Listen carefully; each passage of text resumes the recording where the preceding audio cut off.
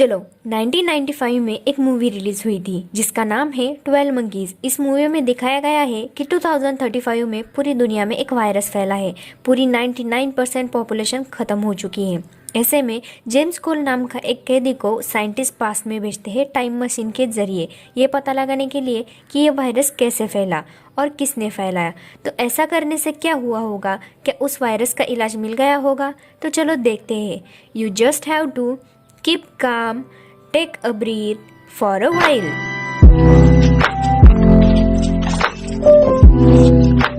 As usual movie के plots काफ़ी आगे पीछे हैं, बट मैं सब कुछ सिंपल वे में एक्सप्लेन करूंगी। सबसे पहला सीन है ईयर 1996 का।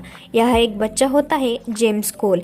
यह अपने पेरेंट्स के साथ फिलाडेल्फिया के एयरपोर्ट में होता है। यहाँ पर एक शूट आउट होता है जहाँ पुलिस एक आदमी को शूट करके मार देते हैं और ये देखकर एक ब्लॉन्ड बालों वाली लेडी बहुत रो रही होती है। इस सीन को याद रखना, बाद में काम आएगा। अब सीन दिखाते हैं 2035 का। इस समय में दुनिया काफ़ी बर्बाद हो चुकी है। एक वायरस फैला होता है जिसके वजह से 99% ह्यूमैनिटी खत्म हो गई है। पूरे 5 बिलियन लोग मर गए हैं। फिलहाल जो लोग जिंदा हैं वो अंडरग्राउंड रह रहे होते हैं। ज़मीन के ऊपर से उनका नाता खत्म ही हो गया होता है और अगर ज़मीन पर जाना पड़े तो भी बॉडी को पूरा कवर करके ही जाते हैं। भगवान करे कोरोना से ऐसा ना हो। So stay safe, stay home. बचे हुए साइंटिस्ट काम करते हैं क्योर ढूंढने के लिए, लेकिन ये उनसे नहीं हो पाता। बट कुछ साइंटिस्ट टाइम मशीन बना देते हैं। ये टाइम मशीन ऐसे वर्क करती है कि लोगों को टाइम में सिर्फ पास्ट में भेजते हैं, फ्यूचर में ट्रैवल नहीं कर सकते। वैसे भी प्रेजेंट में की ये हालत ख़राब है तो फ्यूचर में जाके क्या करेंगे?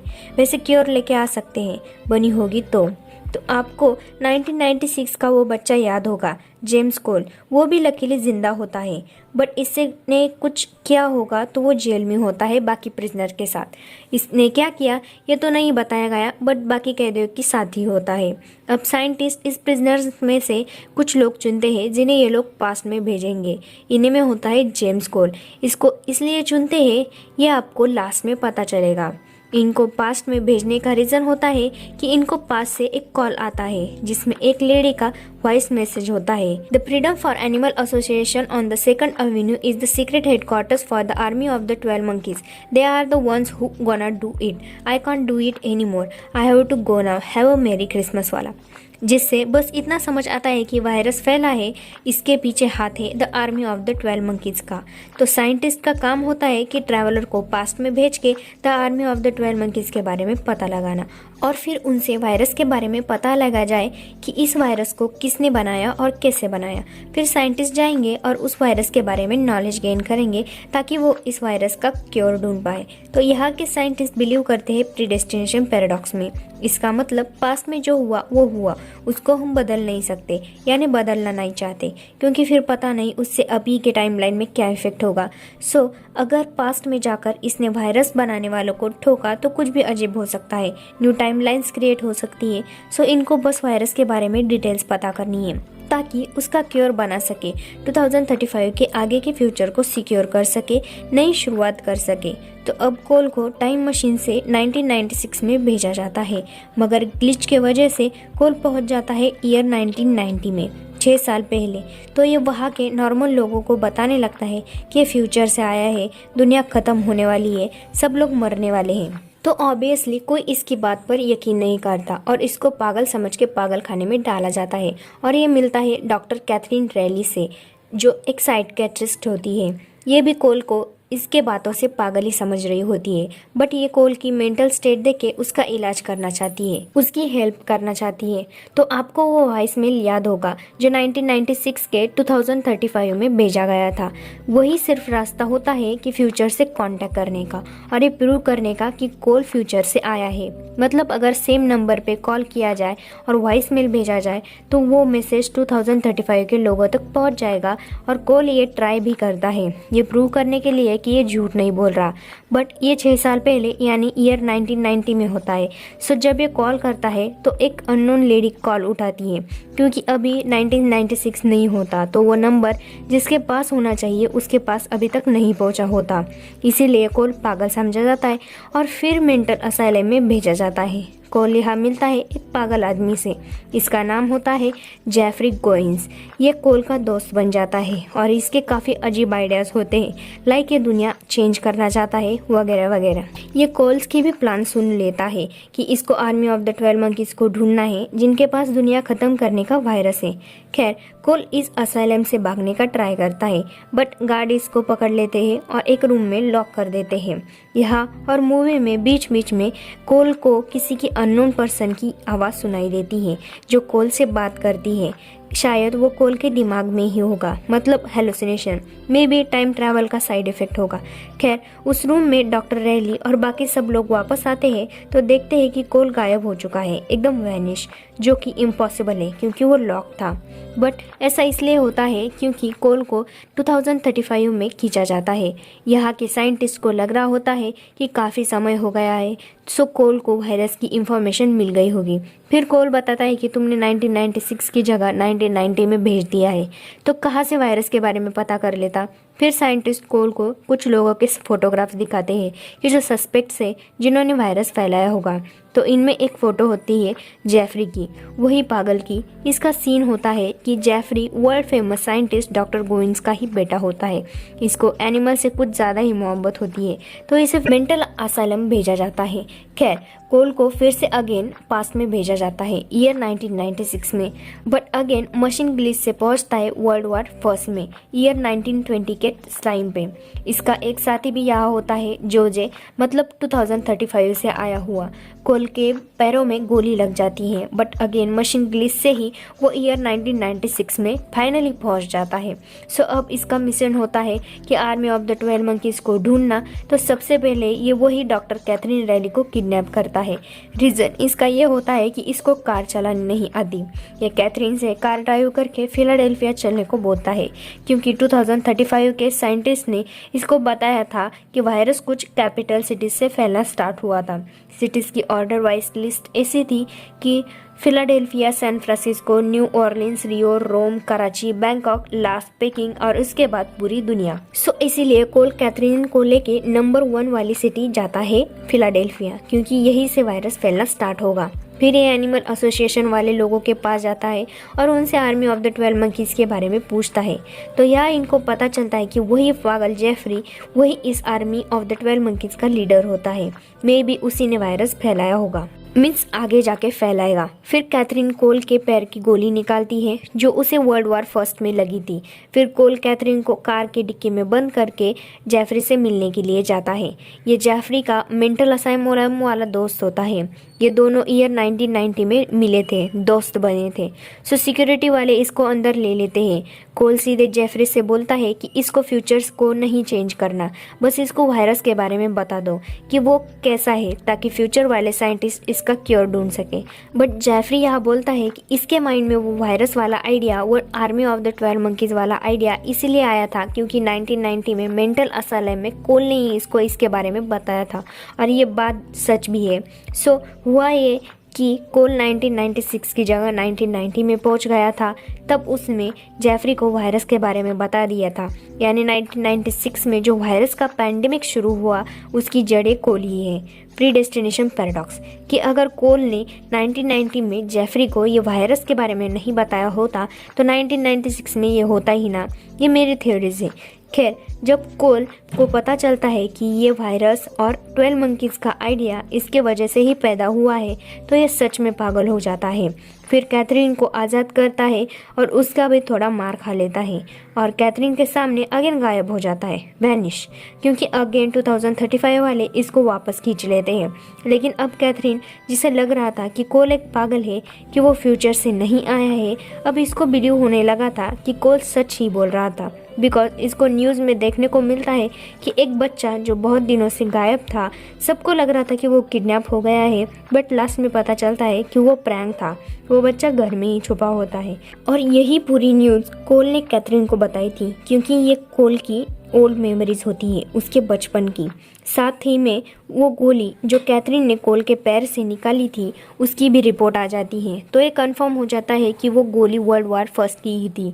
तो कैथरीन कोल की पूरी रियलिटी समझ जाती है ना। इस साइड 2035 वाले साइंटिस्ट हैप्पी होते हैं कि इन्हें पता चलता है कि कौन है ये आर्मी ऑफ द 12 मंकीज।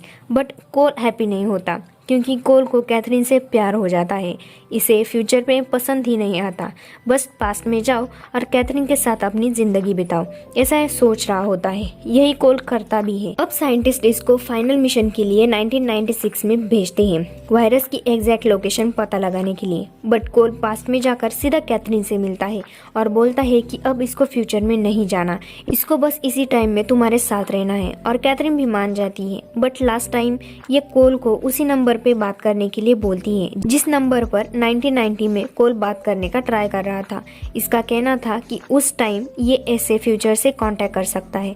इस टाइम कैथरीन जाती है और उस नंबर पे कॉल करती है और कॉल करके वापस आती है और कोल से बोलती है कि हम पागल हो गए हैं। अदर साइड में कोई फ्यूचर वाले साइंटिस्ट नहीं है बल्कि कोई कारपेट क्लीनिंग कंपनी वाले हैं। बट इसने एक वॉइसमेल भेज दिया है, वही Freedom of the Animal Association on a Second Avenue is the secret headquarters for the army of the 12 monkeys. They are one who gonna do it. I can't do it anymore. I have to go now. Have a Merry Christmas वाला dialogue. मतलब वो future में जो lady का voicemail मिला था वो यही कैथरीन का होता है। अब कोल समझ जाता है कि कुछ भी कर लो अपोकैलिप्स तो होने ही वाला है, कोई भी इसको रोक नहीं सकता। मीनवाइल हमें जेफरी को दिखाते हैं जो तैयारी कर रहा होता है अपनी मिशन की। इस टाइम ऐसा लगता है कि ये वायरस फैलाने ही वाला है। यह अपने डैड को भी किडनैप कर लेता है। इसके डैड भी बोल रहे होते हैं कि ऐसा मत करो, वायरस स्प्रेड मत करो। यहाँ हमें पता चलता है कि जेफरी का प्लान एक्चुअली वायरस फैलाने वाला होता ही नहीं, ये एनिमल राइट्स के लिए खड़ा होता है। इसके रियल प्लान्स होते हैं जू में जाके बाकी सभी जानवरों को आज़ाद कर देना बस। और इसका ग्रुप ये करते भी है। ये जू में सभी एनिमल्स को आज़ाद कर देते हैं। और कैथरीन और कोल जो कि मज़े कर रहे थे क्योंकि दुनिया बर्बाद होने वाली है, वायरस फैलने वाला है। इनको जब जेफरी के रियल प्लान्स के बारे में पता चलता है तो ये समझ जाते हैं कि वायरस के पीछे आर्मी ऑफ द 12 मंकीज का हाथ नहीं है बल्कि कोई और है इसके पीछे जो वायरस को फैलाएगा। बट कोल और कैथरीन के हिसाब से बहुत देर हो गई होती है। ये अब कुछ नहीं कर सकते, पास्ट को चेंज नहीं कर सकते, जो होना है वो होके रहेगा। सो ये भागने का प्लान बनाते हैं लुक चेंज करके। अब ये एयरपोर्ट से कहीं बाहर जाके साथ में रहने का प्लान करते हैं। एयरपोर्ट पे अब सारी मिस्ट्री खुलती है। हमें वो शख्स दिखाते हैं जो बैग में वायरस लिए होता है। वो उन्हीं सब सिटीज का टिकट ले रहा होता है जहाँ वायरस फैलना शुरू हुआ था, सैन फ्रांसिस्को, कराची, रियो, फिलाडेल्फिया एक्सेट्रा एक्सेट्रा।